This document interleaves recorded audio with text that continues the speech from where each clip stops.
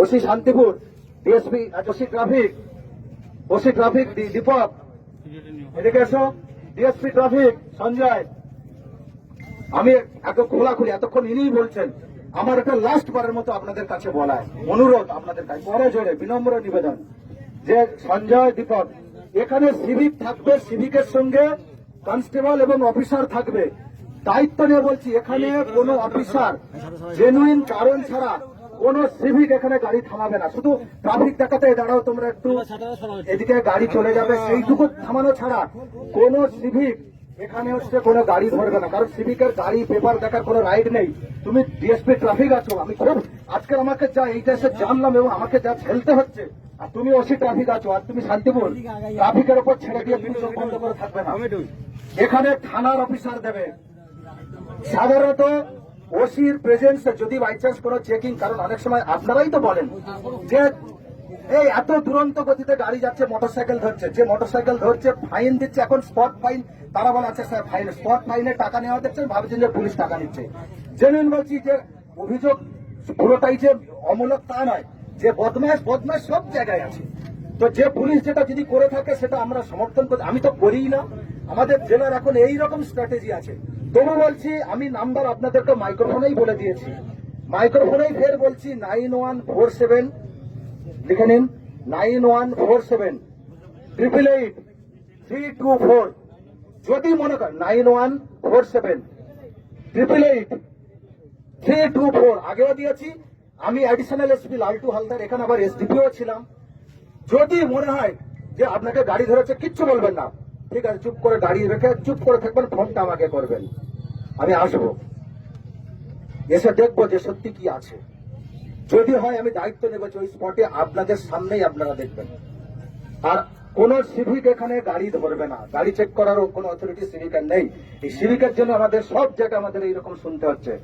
তো আমি এইটাই বলছি, আপনাদেরও একটা অনুরোধ, শুধু তো বলছেন এই রৌদ্রে যেমন আপনারা ছাতা খাটিয়েছেন, এখানে সিভিক শীত গ্রীষ্ম বর্ষা থাকে।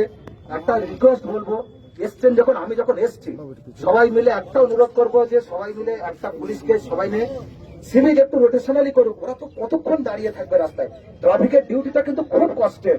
একটা ওদের বসার মতো একটু ছাউনি, আমাদের তো পুলিশের তো সেই টাকা নেই, অ্যালটমেন্ট দেয় না বা এইসব যায় না, এরকম কোন ইয়ে করার ছাউনি টাউনি করার সেই রকম অপশন নেই।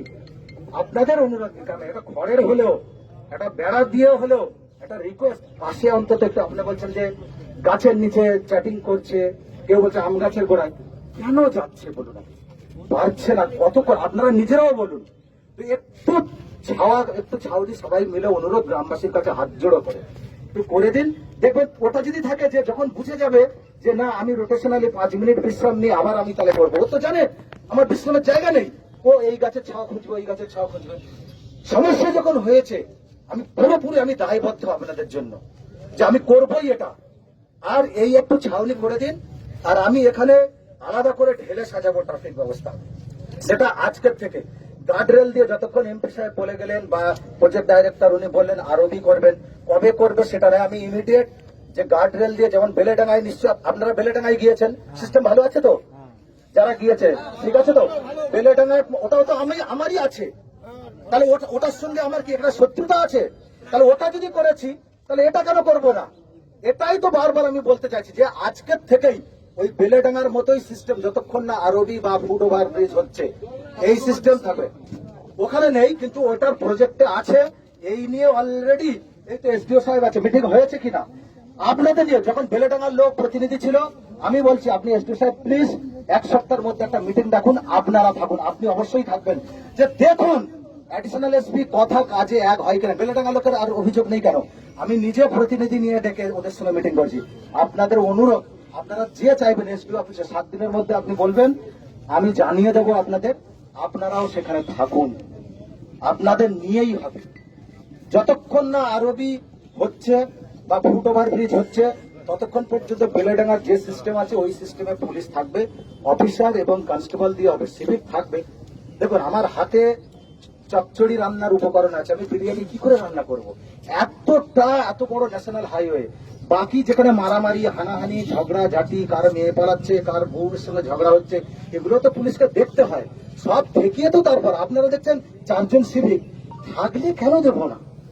তবুও যখন আপনাদেরকেও সহযোগিতা আমরা চাইছি, যে আমরা তবুও যখন এইরকম আপনাদের দাবি আছে, এটা ঢেলে সাজাচ্ছি আজকের থেকেই।